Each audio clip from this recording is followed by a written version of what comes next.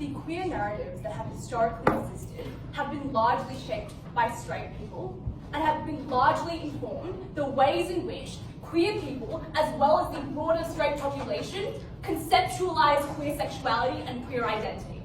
That has a lasting effect on the norms with which these people are able to perceive their own sexuality, but has also harmfully shaped the ways in which straight people fetishize and take control of this form of sexuality. These perceptions are so entrenched that these people and the ways in which they perceive their own sexuality has been shaped for much of how they see themselves and how they perceive what is central to what constitutes their personality. This has been incredibly harmful. So, a couple of things in this speech today. Firstly, what does this regret look like? Secondly, what do these films look like? Thirdly, why are these bad for queer people? Fourthly, the harms that we get in terms of how perception is shaped. Firstly, regret. So what does this actually include? We think that this doesn't include things like porn. This also doesn't include content that talks about the consequences of sexuality as opposed to sexuality itself. That looks like things that focus on issues like HIV/AIDS or violence against gay people. We think, importantly, this does not exclude narratives where there are emotional hardships grappling with the issue of sexuality, but sexuality is fine as long as it's not the key and the large and predominant part of what constitutes that narrative and what defines that narrative.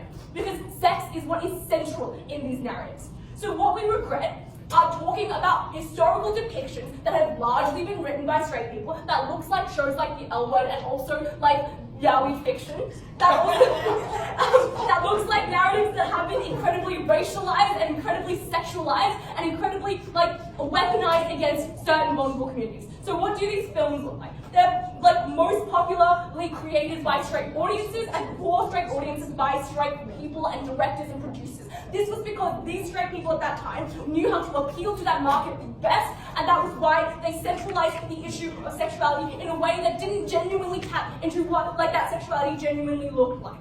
But also, it meant that in order for these films to get ahead, you had to appeal to the market on the basis of sexuality. So even when queer producers were proposing this, they also had to play into these norms. That was to say that you sexualize queer identity in terms of, for example, fetishization of lesbian relationships. It meant that you played on norms of what queer sexuality looked like, and you shaped that as central to what that identity was. So why is that bad for gay people? Because firstly, they internalize bad things about their sexuality when they think that sexuality is the only thing that defines their identity if they choose to embrace that identity. That is to say that many of these narratives are framing what identity as a queer person looks like, and also the idea of how this identity can be acceptable to the rest of society. That was really important. This form of bad internalization meant that these racialized dynamics were entrenched within the culture and within what queer culture looked like. It also meant that you viewed sexuality in a very fixed way, so you felt obligated to play into the norms of sexuality, to centralizing that as soon as you chose to opt into being a more involved part of the queer community. That meant that you denied these people things like sexual fluidity and more sexual freedom in what they chose for themselves.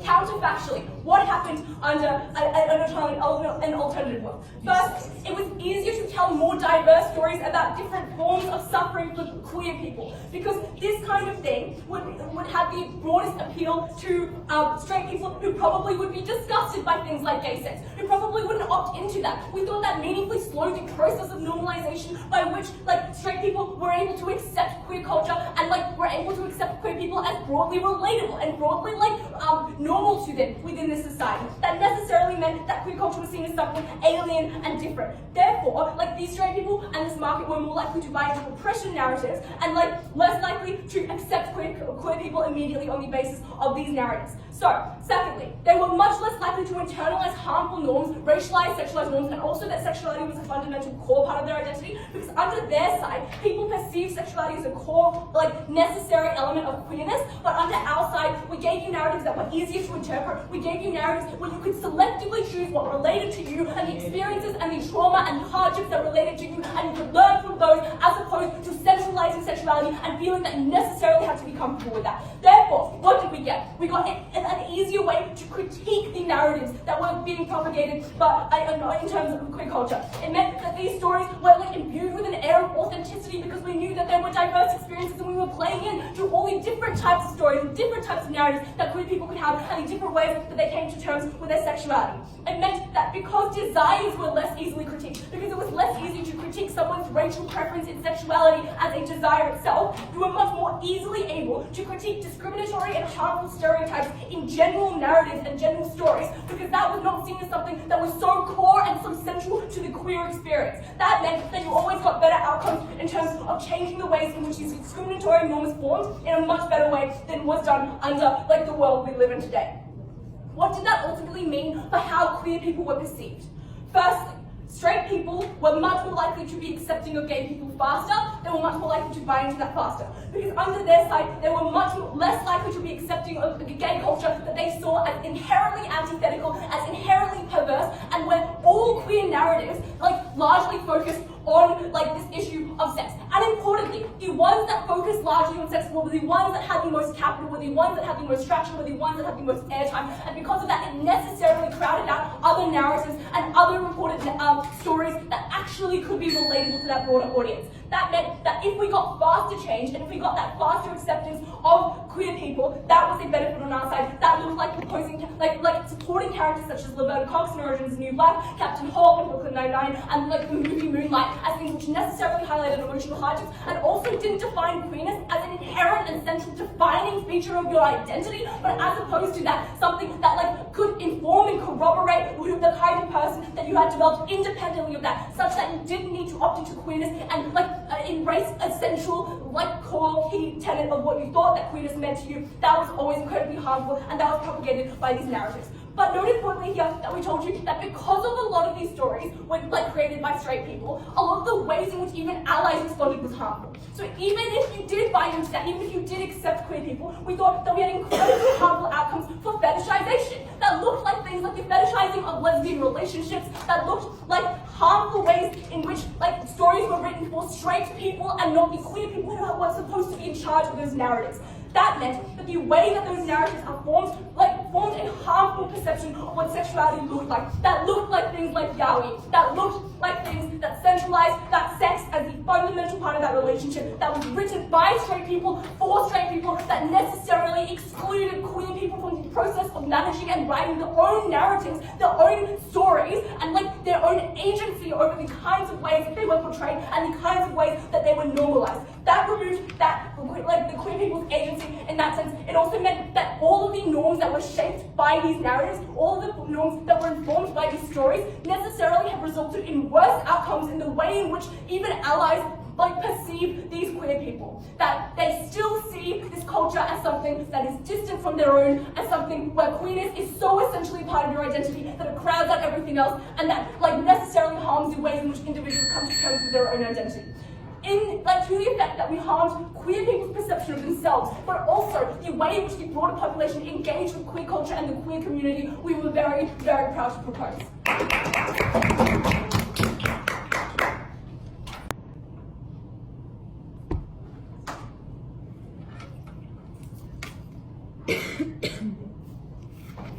The problem with the affirmative team's case is they correctly identify a host of structural reasons as to why queer films are written by straight people and dominated by straight people, and the audiences that are targeted are straight. But at no point in any of that speech they articulate why their films wouldn't suffer from all of the same problems. Because even though they say that sex is this, incredibly important moment in the film that will be uniquely criticized, the problem is all of their alternatives are shit like Modern Family, where Cam and Mitch don't kiss each other, or Love, Simon, where the exact same thing happens, or Moonlight, where there is no sex in the film. And that's the problem, is because where films do not focus on sex, they continue a lot of those tropes, but remove the essential element, which is bizarre to me, because the queer community is based on sex. It is your sexual orientation. It makes sense that sex is an important part of your identity, and it is utterly confusing why in so many debates about particularly LBG people, that we say that sex isn't important, because literally the identity is who you are sexually attracted to. Sex is an important part of that experience that we should not erase. 3 points. Firstly, on setup. Secondly, on why this is an important and necessary depiction. And thirdly, on response by audiences. Firstly, in setup, what do we support? We think that currently, obviously this is currently existent and this is the norm right now. And even to the extent it is not, we obviously support more films focusing on sex. But also, this isn't just about films. This is also about books and other forms of media you can consume individually. That is, say, like Alan Hollinghurst's books, where they talk about sex and how gay sex actually can occur in the privacy of your own home, and teaching that is far better than turning to alternatives like porn, which these guys probably have to support. Secondly, it also looks like things like Blue is the Warmest Colour or episodes of Orange is the New Black where sex is vividly displayed, and we prefer more of that because not only for gay people does it show it, but also shows trans bodies as something that are sexual, but also something that is sexually appealing. So it is important that it is shown similarly to straight sex, because straight sex is prevalent everywhere. White people everywhere watch Love Actually on Christmas Eve, and there's literally a storyline about a pornographer where consistently sex scenes are shown, and straight audiences cop that. So we think audiences too can see gay sex scenes in films, and they will be displayed similarly. Why is dominance necessary in this debate, which is something they did not touch on? Firstly, the market for queer stories at the moment exists, but is limited, and they importantly set the norms for a lot of other queer media, because if Moonlight or Call Me By Your Name actually included more prominent sex scenes,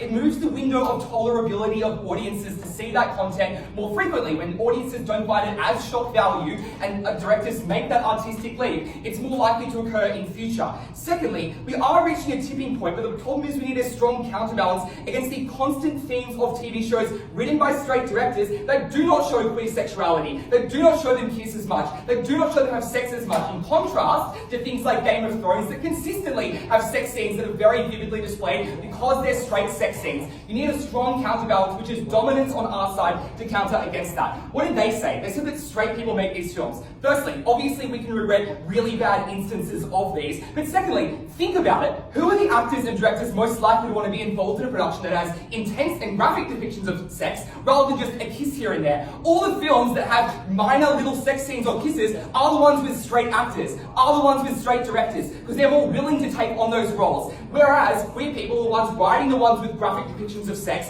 being involved in those ones, and that's why the movies are better on our side. So, first point in substantive, why these are important and necessary depictions of sexuality. The first claim I want to make here is that many stories are erased when you do not have sex as the central element of that story. The first is the one that I alluded to in my introduction about large amounts of the LGBT community, probably excluding the T for just the moment, focuses heavily on sex, right? Their experiences are formative in their younger years going through puberty and must show that sexual scene. They said you didn't need to show the sex, but just like the consequences of sex. But what the hell is that? Like, how do you talk about the AIDS crisis without showing how you can contract AIDS itself, or what the process of sex is like, or what dangerous sex actually is? At no point articulating what that was. Secondly, in terms of trans bodies, it's incredibly important that trans bodies, one, are seen as sexual, but also seen as normal and something that is sexually desirable. At the moment, filmmakers are reticent to show them because of the worry. We regret that norm of being reticent to show those bodies and encourage more of those films to show them. But thirdly, also, it's important, like an incredibly important part of your life, in that the vast amount of people have sex pretty regularly, if you're lucky, you know? Like, most people do have this, and it is reductive and erasive to remove that as part of people's identities, particularly in contrast where heterosexual media shows this all the fucking time with very little problem. But lastly, they need to engage with the alternative, because when you're young and at school and you're talking about sexual experiences,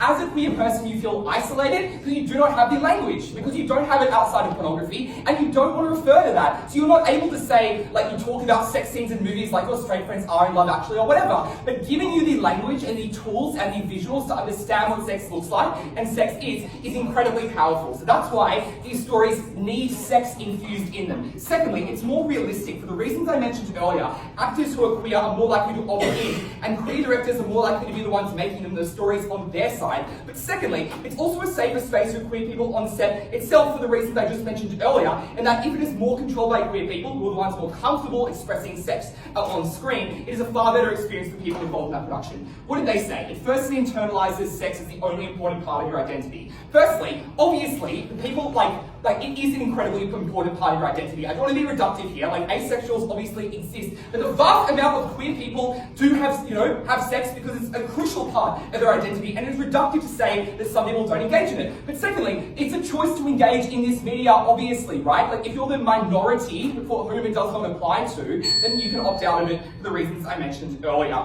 But more importantly, I think it's more easy to be reductive about sex on their side, where it's shown as taboo, when it is hidden away, when you never see what it looks like, and that's what leads to the weird fixation with anal sex that a lot of adults have, because they don't know or understand what it looks like. They think it is disgusting because they don't understand how it can be an intimate affair and depicted in a loving way, which is incredibly important to show to audiences. And secondly, the alternative is pornography, or just not talking about it at all, which is harmful for the reasons I mentioned earlier. Lastly, they talked about fetishization and being written for straight audiences. That's similarly on your side, but it's way worse. So you have way more Love Simons that just have, the two guys who kiss on the Ferris wheel or whatever, and don't have actual depictions of sex. Or it's in Call Me By Your Name, where the only sex scenes was a heterosexual one. Or with a fucking peach, they didn't have one that was a gay sex scene because the directors were scared, and we regret that directors are worried about depicting these, and we should happen more. Lastly, in terms of the importance to audiences, firstly, queer audiences.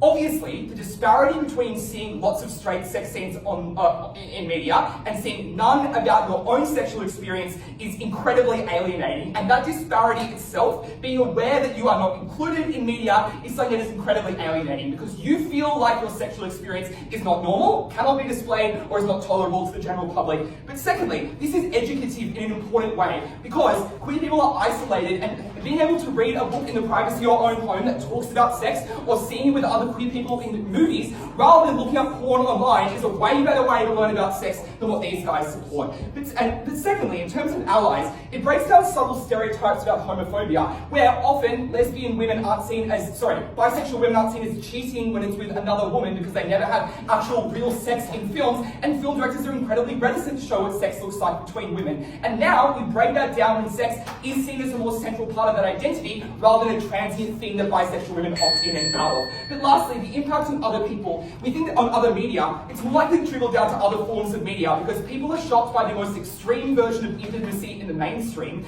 so TV shows can't think they reach that extreme. When we move and shift the window of acceptability by saying that it is normal to show these scenes, it becomes far better. What we need to hear from this affirmative team is an understanding about why their tropes and the fetishization turn to play on their side, but sex is an important part of these identities. We should show it. That's why we're proud to oppose.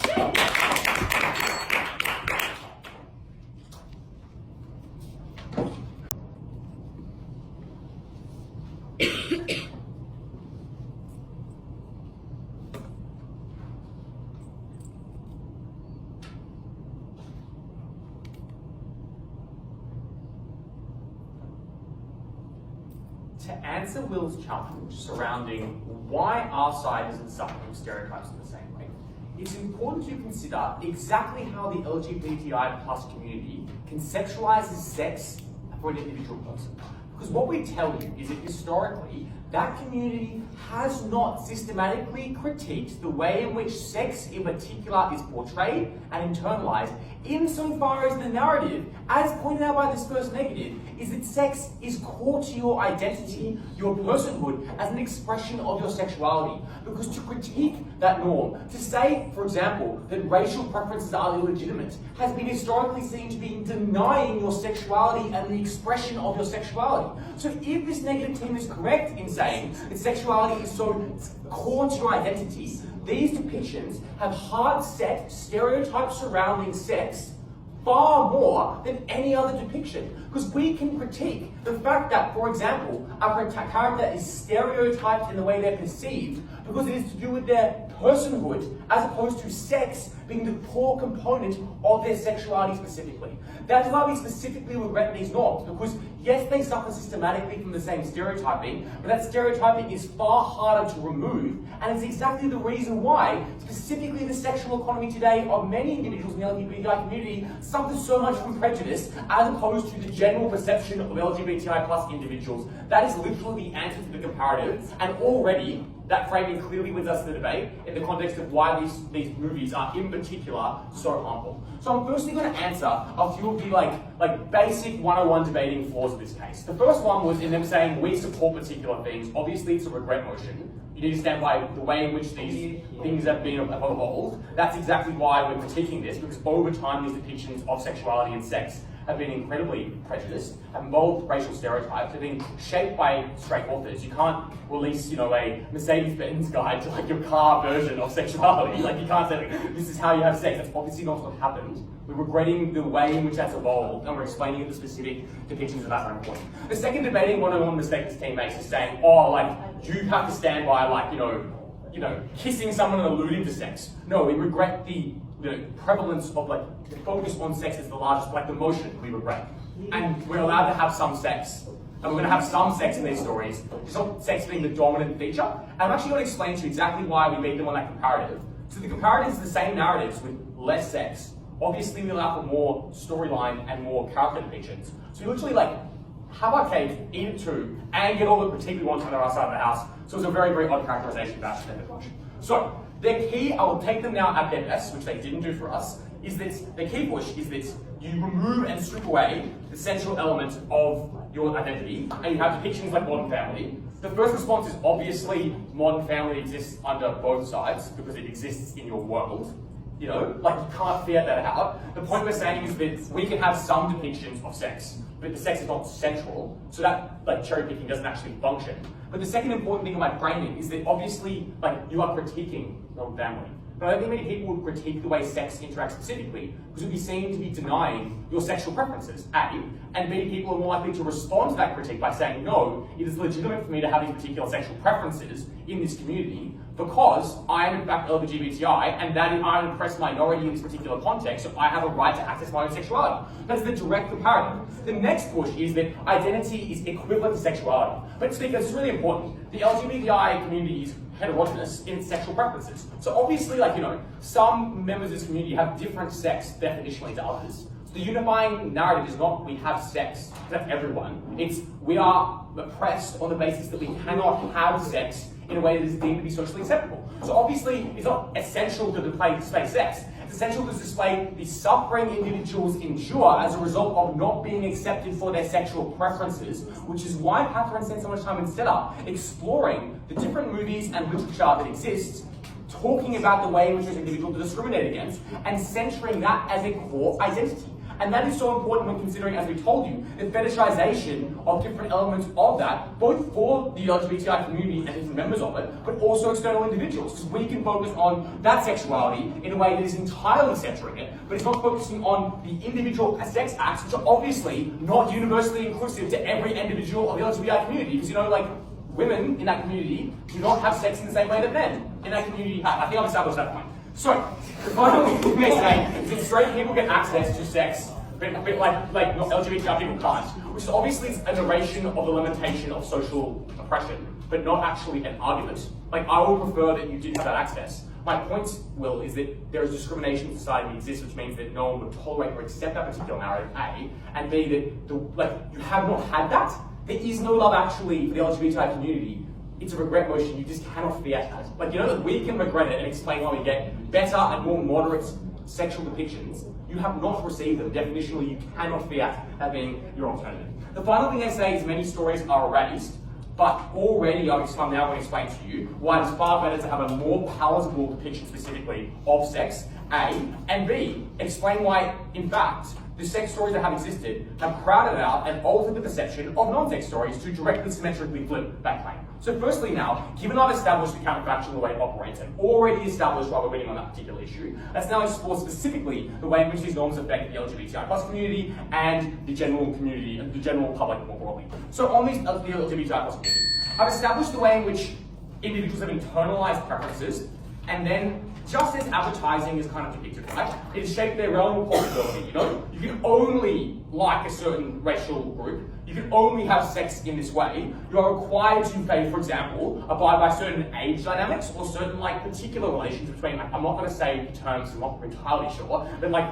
skinnier individuals and larger individuals or So what that therefore means is that shapes you the realm of possibility with regards to desire and ossifies it in a way that really discriminates against so many individuals in that community. Imagine being an Indian individual in the LGBTQ community. Not a great time. You face a lot of racial stigma. Imagine being an individual who is, for example, shorter or doesn't meet any of the norms or is forced to coerce themselves into particular sexual interactions. Huge impact in the context of that community. This mutually exclusive speaker, because we get all the social critique, and importantly, in setup, you can still interact with your sexuality. You can still watch porn. You still have all these other alternatives. They never explain why it's mutually exclusive to interacting with sexuality specifically, and it shapes your preferences in a way that's created a lot of internal discrimination within that particular community. The next thing they say, it's something told you was critique. So I've already explained, therefore, why this is insulated from critique in a way that snowballs and confirms stereotypes. On the second point, right, so therefore, this confirms stereotypes, for example, surrounding gay people being pedophiles or being in some way, shape or form, having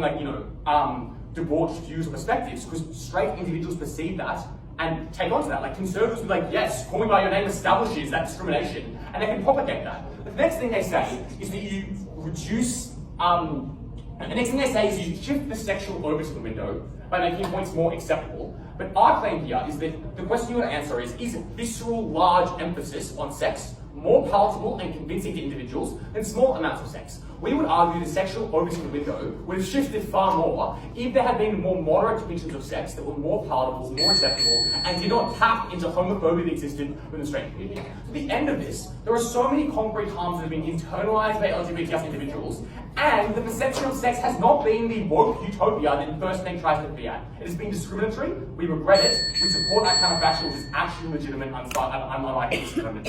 Thank you.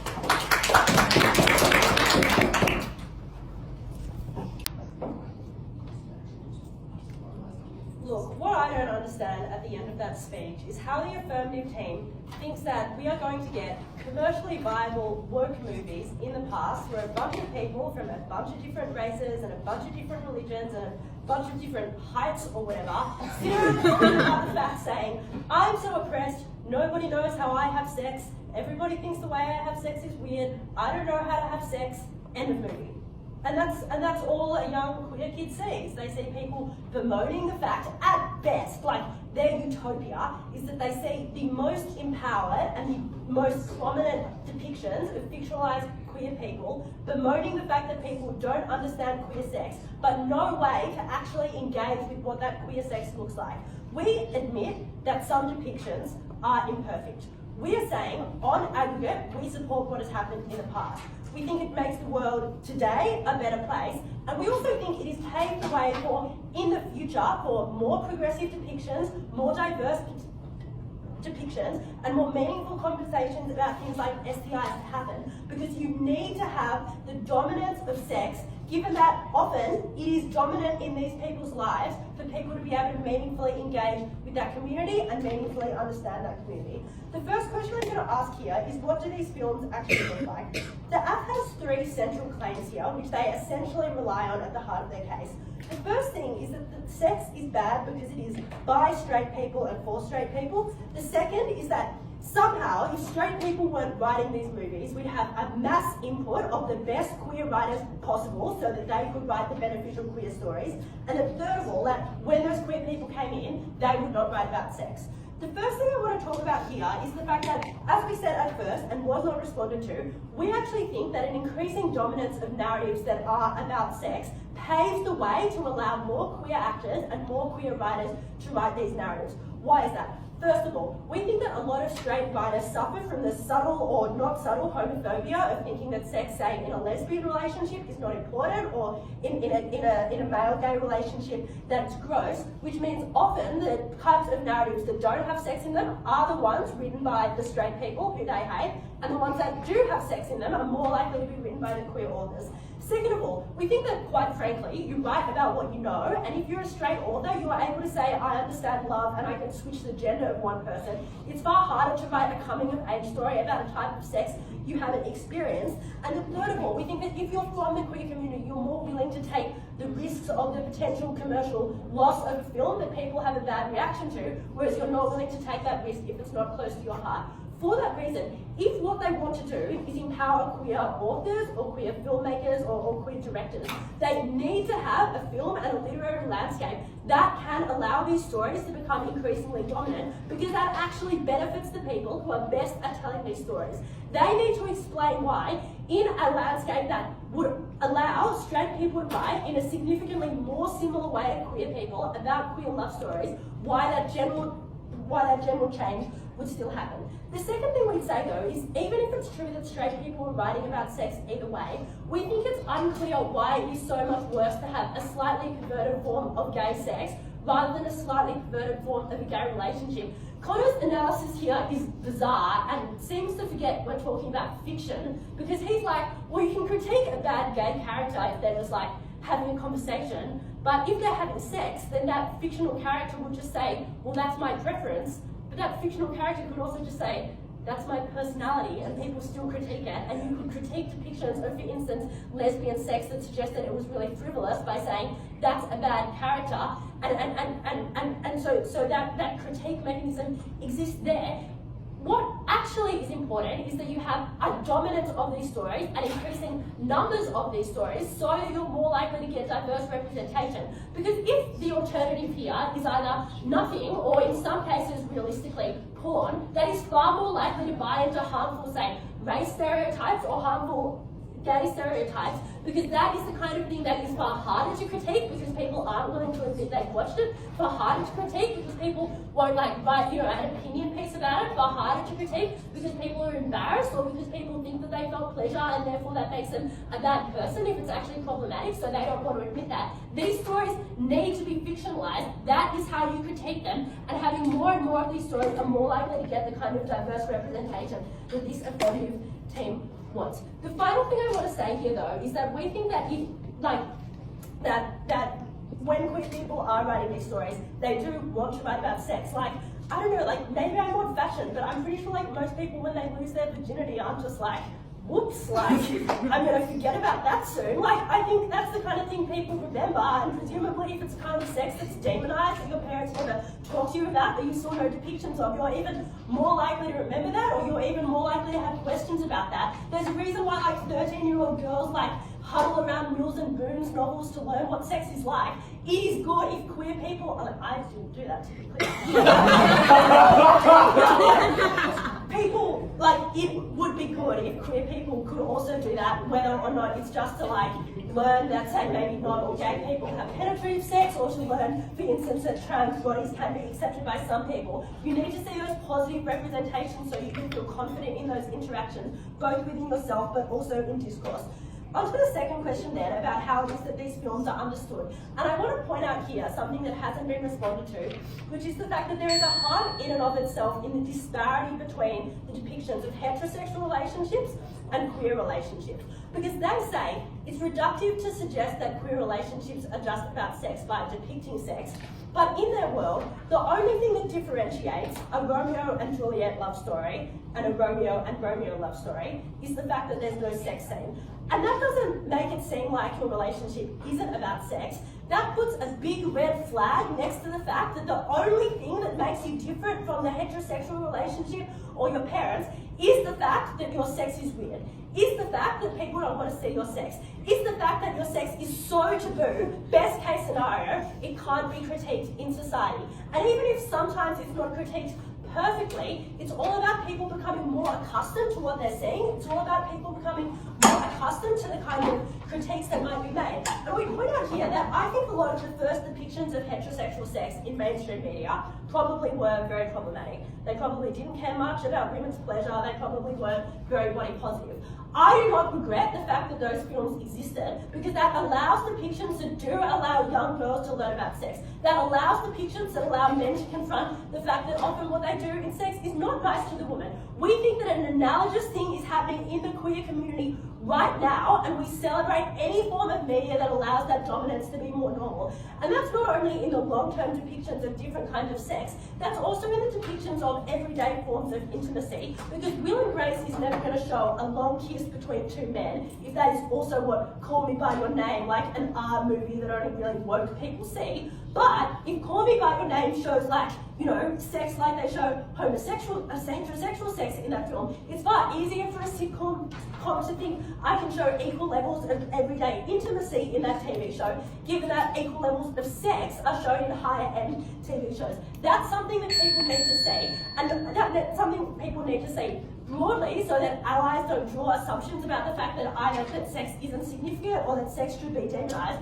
but also so that people can just see that on their everyday. The mechanism for change on the affirmative team is bizarre. People can't talk about the fact that they wish people knew how they had sex without having that sex shown, and that's why we absolutely support its dominance.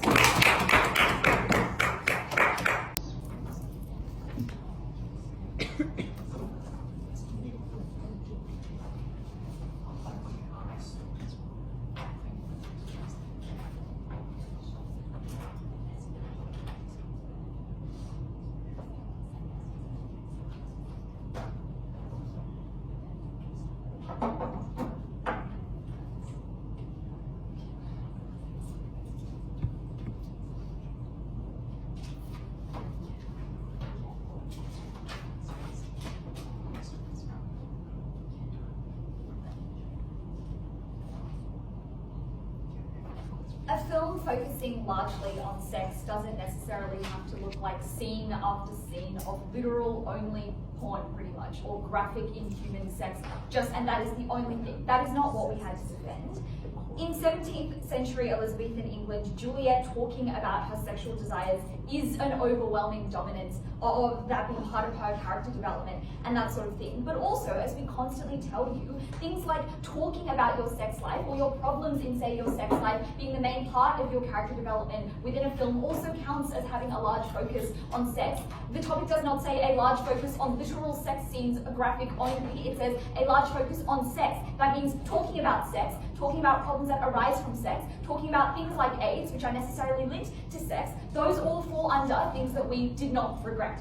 Also note that we can still have things like Moonlight, because again, the topic doesn't say that we have to only like these or only defend these films, or that other forms of queer stories are necessarily bad, just that we do not regret these stories being present. So, having kind of noted that what our burden actually is, two things in this speech. Firstly, what does this media look like and who shapes it? And then secondly, why is this media valuable to how queer people perceive themselves and are perceived by society? So firstly, on what this media actually looks like and who shapes it. We tell you, we gave you some kind of clear structural reasons why this media is likely to be created and controlled largely by queer voices and queer people, because of the nature of that media being something that may be difficult for straight people to try and co-opt or to actually try and control kind of in a meaningful way.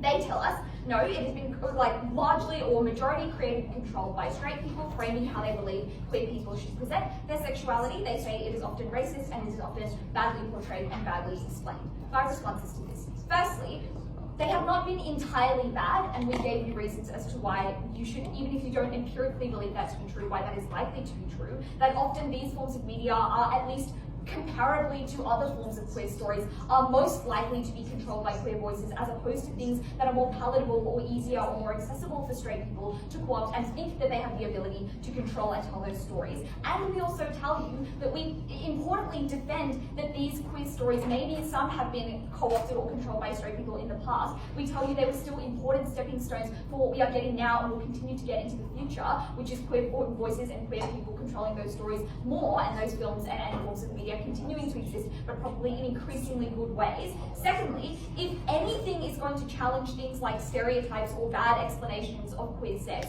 it is likeliest, I think, to be this type of media. That is to say, if all forms of queer stories in the past have been bad at doing this, and because they were like co-opted by straight people, if any form of media is going to challenge that in a good way, it's going to be this type of media. That is to say, noting that bad explanations and stereotypes about queer sex will have existed whether or not we had this form of media, we are likelier to get good depictions of sex if we have lots of sex movies, or lots of movies, or even some movies that focus on sex, as opposed to movies in which sex is only like a side thing, or is only shown like at 1 or 2 scenes at most. Thirdly, I think a lot of their critiques about this form of media is like just symmetric in that they apply to other queer stories and also straight sex media, but often in worse ways. Fourthly, for the racism thing, okay, in the absence of kind of racist queer stories that focus on sex, you would just have bad racist straight sex movies and also racist other forms of queer stories that focus on other things. And fifthly, I think also we importantly know that the alternative form of media that you would often seek out for the same kinds of things you are aiming to get out of this media is not necessarily things like Love Simon, because maybe you wanted to actually see media about queer sex. Instead, what you would go to is often porn, to which their harms obviously are like multiplied by 50 bazillion and are often way worse. So that is what that media actually looks like. Why then is this media valuable to how queer people perceive themselves and are perceived by society? We give you 5 reasons down the bench why this media is so important. Firstly, we tell you it is authentic and necessary, it is an important part of your identity, it is erasive to remove that, especially noting how much of this media exists and would have existed in the absence of this media anyway for straight people. Secondly, we tell you it gives you important tools to talk and learn about sex, and you are likely to otherwise feel alienated by straight sex media, as I note again, would have existed anyway and would have been the only form of sex, like pop media. Thirdly, it portrays queer people as sexually desirable, particularly queer people who are maybe not in the spotlight, or like a lot of people maybe, for instance, find gay people to be like an okay concept they can deal with, but for instance, trans bodies, things like that. Fourthly, it demystifies and destigmatizes queer sex as it explores it kind of with more depth and shows like the nuance and the layers of that. And fifthly, we get things like filtered down normalization by raising the bar of what is the most graphic depiction. That is to say, as we explained to you, if the most graphic depiction of queer intimacy in media is like a passionate kiss or a make-out session, and that is only shown for like a 5-second scene, it is unlikely that other forms of kind of generalized media are going to show anything even close to that, and you are likely to show things like kisses in just general media if the bar for what is considered really extreme graphic kind of queer sex movies is higher. They tell us, well, this kind of media creates the impression that sex is the only part of your identity. 3 main responses. Firstly, I think what it in fact shows is just that it's an important part of your identity, or even maybe a central part if we're generous, not that it's the only part of your identity. Secondly, no, it is probably like an important thing to be shown as a central part in queer stories, because no, we're not talking about stories involving some queer characters and they only talk about sex, which then reflects poorly on queer people as a whole if they are with a cast of other straight characters who talk about many other things. We're talking about queer stories, i.e. queerness is the central part of those narrative development, and therefore, just as things like unique oppressions are then a core part of that identity to be explored in queer stories, so too should be your sexual preference, which is literally what distinguishes this type of narrative as queer stories as opposed to other types of stories. Thirdly, I think in the absence of stories focusing on sex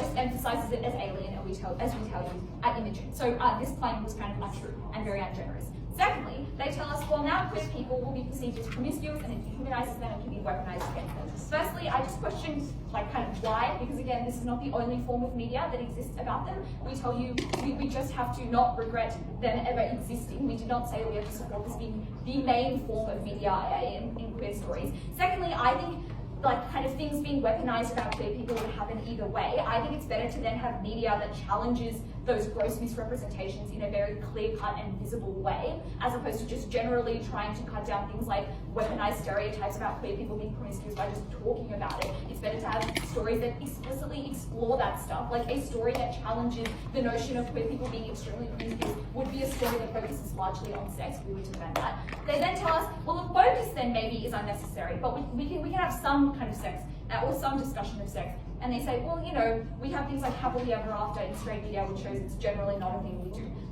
The happily ever after thing, obviously the reason why that exists is because that is literally for children. Look everywhere else in media, things like Game of Thrones, Love Actually, Game of Thrones literally starts with a sex scene. There is so much forms of straight media that focuses or has a large focus on sex. Even if we preferred no sex media for everyone, we need a strong pushback through queer stories because it has and will exist for straight people. That is the important thing. We are defending something existing to counter the fact that that kind of media has existed for years, very powerfully, very normalized for straight people all throughout their lives. It's often things they watch from an early age and is considered to be super normal. What we are defending is the kind of ability for queer young people to also see things like that are equal, and just the only difference is that it actually reflects their own sexual identity. At the end of this debate, I think we should note that there's been a really weird burden that's constantly being pushed on us by the affirmative team. We've met the burden that we needed to meet. That's how we did today.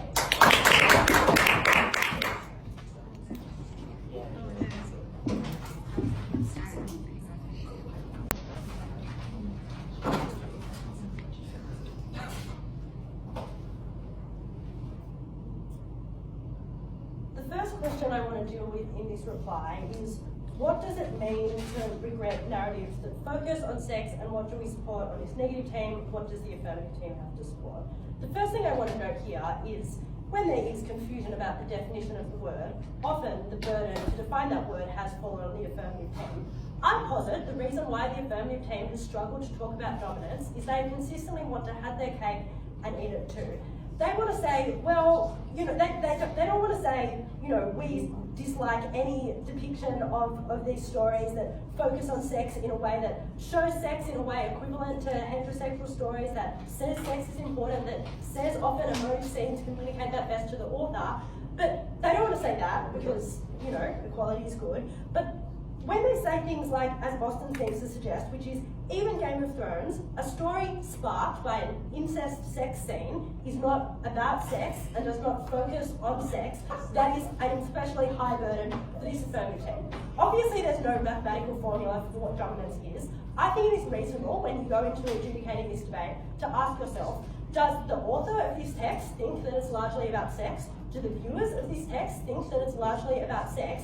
And does it confront that sex in a way which is relatively realistic, but for the bounds of the audience, not so confronting that it would be banned, but perhaps so confronting such that it would shock them in a majority of in some instances. Given that, I'm going to move to the second question then, which is, what does a focus on sex in these texts make people interpret these queer narratives as, and more broadly, what does it make them think about queer sex? The first thing I want to say here is that this is not a question of whether or not we want only soft porn queer texts or queer texts with no sex in them. The question is, given the texts that do exist, do we wish to erase them from cinema or literary history, or are we glad that they are there? Here are the reasons that we're glad they are there. The first thing to say is that the affirmative team here has relied on an incredibly bad depiction of these sex scenes. They've relied on them being racist, they've relied on them being homophobic, and they've relied on that racism and that homophobia being so ingrained that it's impossible to critique it, and it's impossible for those changes to happen in the future. The problem with that is that at first and at second, we told you that actually, to the extent that there are straight authors writing problematic narratives of queerness, that is far less likely to exist in texts that focus on sex, because that focus on sex makes it more difficult for, say, homophobes to write about, because they have the idea that it's gross, or because they have the idea that sex is important, or because they don't know what the hell it is they are writing about. We think that actually texts that talk about sex, for instance, texts by Alan Hollenhurst, are the ways that queer authors have managed to break into the market, because they are able to offer an insight that other authors have not been able to. The second thing we said here is that an absence of sex is actually more defining of the disparity, and that's exactly why when Boston says, well, Game of Thrones is bad, we had preempted it from first, which is, yes, Game of Thrones might be bad, it exists, and it's more problematic that queer people have to watch Game of Thrones and think my sex is worse than incest than it is that they would be able to see that done in a particular way. Obviously, in that example, you might say there's no alternative queer Game of Thrones. We think there is more likely to be a queer Game of Thrones because of the trickle-down impact that we had here.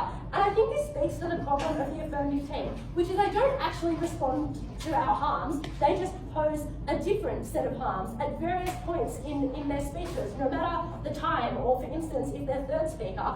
And the harm is that, and the reason why that's problematic responses to all of that. We told you that it's more important for a queer person to be able to feel normal, even if other people demonize them, than it is for them to demonize themselves and not know what goes on in their own body. And that's why. And that's why it is good that, for instance, you can see the importance of this experience. The harms of going to porn where you can't critique it, or the fact that there are fewer stories, so they're more stereotyped, which is what the affirmative team talks about, are harms that stand in this debate and have not been responded to. The alternative is more judgment and more fear. That's why we oppose. Next week we need copies.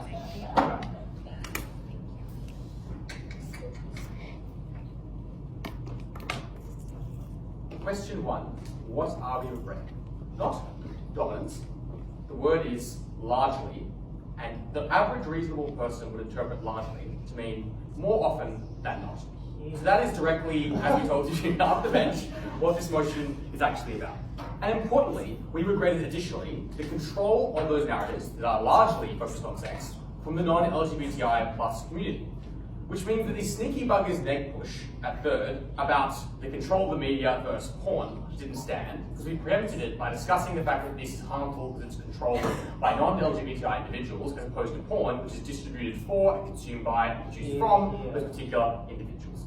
Therefore, this debate is fundamentally about weighing the concrete harms that we give you, historically that have aggregated from this focus, versus the speculative, unproven, and frankly unlikely future benefits of maybe more LGBTI plus authors potentially producing particular films. That was unproven. The first question, oddly, I want to ask is one that was never actually formally rebutted by side negative, which is, what are the external backlash consequences for this particular thing? And maybe backlash is out of fashion. But at first, and down the bench, we explain to you that this validates stereotypes, first of all, regarding what sex looks like among the general populace, and secondly, the importance of sex. Boston frames this quite nicely, and this is specifically important for the way the rights movement has been undone and pushed back against, by saying that these individuals are different, and it's actively, in and of itself, harm pushes to humanize these individuals and to extend liberties to them on the basis of their similarity with individuals. Now, on that basis, therefore, a number of concrete historical harms have accrued from discrimination specifically on the basis of difference. As side negative actively concedes, and relies upon arguing that it shifts the perception of individual LGBT plus individuals of their sexuality. But Boston's very clever and frames this to say that straight individuals are far more important in this deliberation. So you ought to weigh whether, at their very best, changing individual perceptions of your own sexuality is more important in shaping entire social discourses and rights frameworks as opposed to the vast majority of society and their voting rights. So already at this point, given that formal rebuttal was not given, we gave benefits and they were proven to sufficiency. I think we've clearly outweighed them at their very best at this point in the debate. But then I want to ask the question on the sexual Overton window and the implications for, firstly and specifically, LGBTI individuals. This is important because side negative, again, does not formally rebut our narrative surrounding depictions that explore the consequences of sexuality or oppression in general. They never, check your notes, formally rebuts the argument. So if we prove that those things are more prolific, we can actually outweigh them on their own metric because those things are good. So even if theirs are good, if they compromise our good things with their own depictions, then we clearly also win the debate. At this point, they say a few things. Firstly, they say, second, strangely, that the fact that you produce sex scenes allows for the inclusion of LGBTI plus authors when otherwise non-LGBTI plus authors would only write, which concedes our mechanism of palatability, because non-LGBT plus individuals can write about the consequences, experiences, and emotions of oppression. We establish that is humanizing, universal, and accessible. Again, negative never formally rebuts that claim, so it must be weighed as true in this motion, and therefore we get far more depictions, which is therefore incredibly important for that perception. But there's some specific other arguments that are given. Firstly, that you can't write, but obviously explain fetishization is so important and so pernicious, and is never formally rebutted. But secondly, that there are hard set racial preferences, for example, and particular forms of discrimination within that movement that cannot formally be rebutted. The neg push is there is a fictionalization of that, but our claim is more sophisticated, that you internalize the norm, over time you believe it to be true. So when you critique the narrative, it is seen as critiquing your own sexuality as a real life person. So we clearly also then win the internalization of that norm. But just be careful to weigh that against the whole of society thinking that the LGBTI plus community is debauch or pedophilia, which is necessarily a consequence of any interpretation of this motion, regardless of naked model bashing. That is why we are proud to affirm this motion.